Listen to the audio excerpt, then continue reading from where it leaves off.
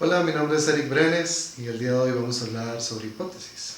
Las hipótesis que precisamente utilizan los investigadores para dar sustento, para generar conocimiento dentro de los artículos o estudios que ellos publican. Estas hipótesis son precisamente preguntas de investigación. Son preguntas de investigación que buscan acotar el objetivo principal o el propósito de investigación que tienen estos investigadores. Ellos lo que buscan es que con las hipótesis predecir de manera anticipada lo que significa o lo que buscan ellos precisamente estudiar dentro de su propósito de investigación. Ahora, hay distintos tipos de hipótesis. Están las hipótesis alternativas que buscan relacionar las variables que están investigando. Con esto entonces se entiende que uno esperaría al menos dos variables en donde exista una relación entre ellas, ya sea positiva o negativa. Muchas veces estas hipótesis establecen de manera clara si la relación que se predice es positiva o negativa.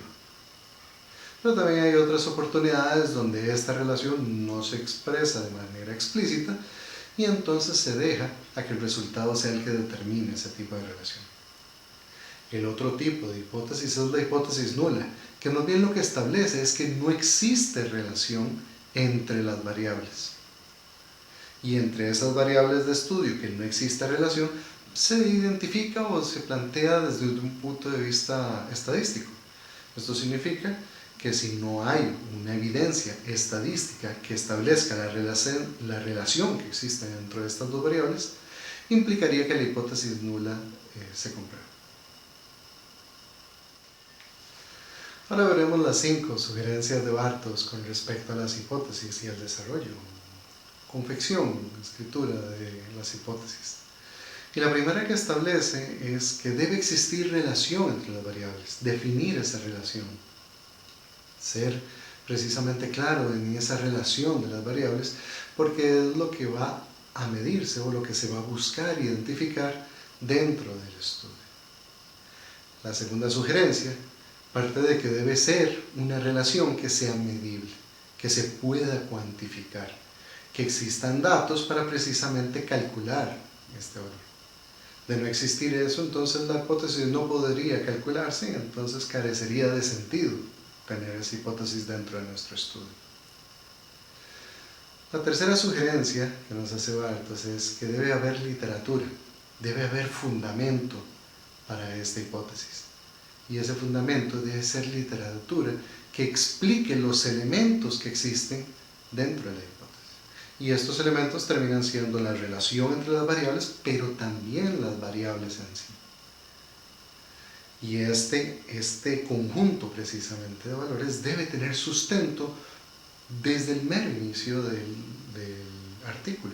Y debemos ser explícitos en explicar las razones de por qué esas hipótesis tienen fundamento y tienen relación. La cuarta sugerencia que nos hace Bartos corresponde a que debe estar relacionado con la pregunta o el propósito del artículo. Si nosotros establecemos una hipótesis que no tiene una línea lógica con respecto al propósito del artículo, entonces bien no debería estar dentro del documento. Por eso es muy importante de que haya una coherencia desde el título, desde la introducción del artículo, hasta la formulación de las hipótesis, para que sea sencillo para el lector poder guiarse dentro del documento de investigación e identificar las razones y fundamentos que existen detrás de esta hipótesis. Y el último elemento es que debe ser simple y concisa. De esa manera más personas podrán comprender la intención del autor o del investigador para esta hipótesis y que sea más sencillo compartir este conocimiento con otras personas. Que sea sencilla y concisa también evitará de que haya malas interpretaciones con respecto a estudios de otros autores o dentro del mismo elaborado por este autor.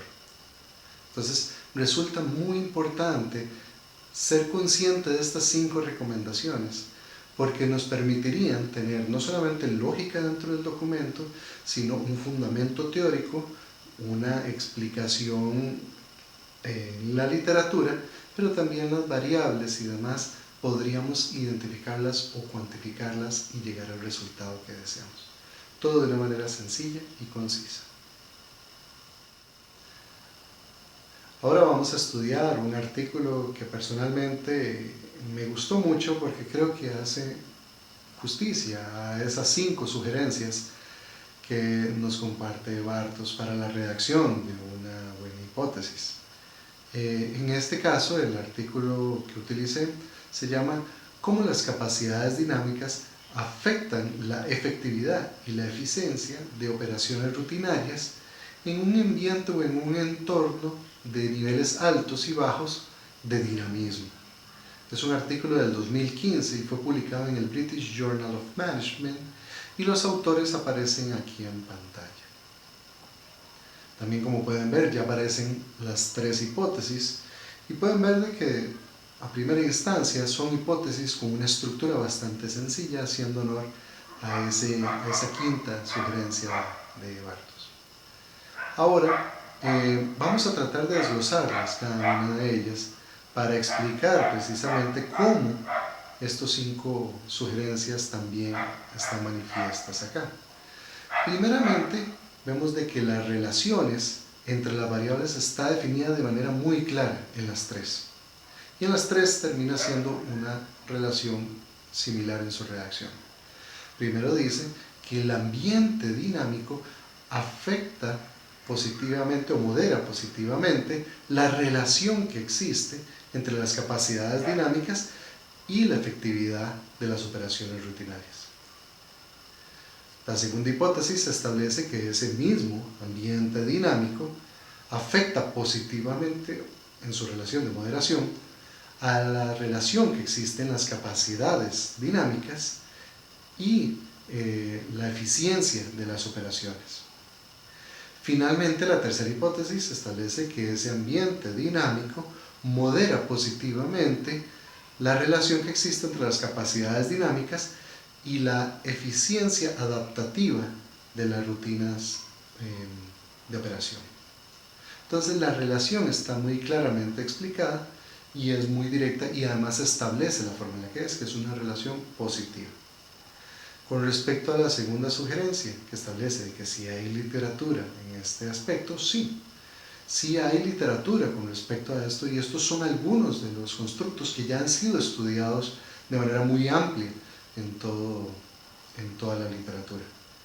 Son constructos que además se han cuantificado y que entonces también han sido herramienta de estudio y que han participado en estudios precisamente cuantitativos, validando precisamente esa segunda y esa tercera sugerencia de Bartos, que es la de cuantificación y la de un soporte literario al respecto. Ahora, la número 4 es ¿qué tan relacionado está con ese propósito de estudio? Y si lo relacionamos directamente con el título, vemos que hay una línea directa. Queremos entender cómo esas capacidades dinámicas afectan la eficiencia y afectan precisamente esa eficacia con respecto a las actividades rutinarias bajo un escenario de alto y bajo dinamismo en el entorno.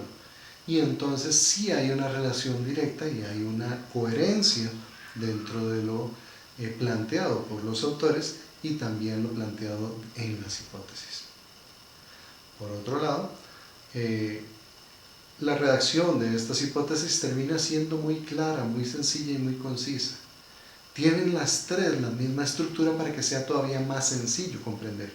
De primero, establecen cuál es la variable del entorno que se está evaluando, o cuál es el constructo, que en este caso es el de dinamismo en el entorno. Pero establecen inmediatamente cuál es la relación que existe, y es una relación moderadora positiva. Luego establece que la relación moderadora se da entre las capacidades dinámicas y otra variable, y esa variable final es la que cambia en las 3 hipótesis. Por un lado, en la número 1 es la efectividad en las rutinas operarias, la segunda es la eficiencia funcional en las operaciones, y en la última es la eficiencia adaptativa en las operaciones. Entonces, para un lector es sumamente sencillo poder guiarse con respecto a esto, y además acota muy bien cuál es el alcance de la investigación. Muchas gracias.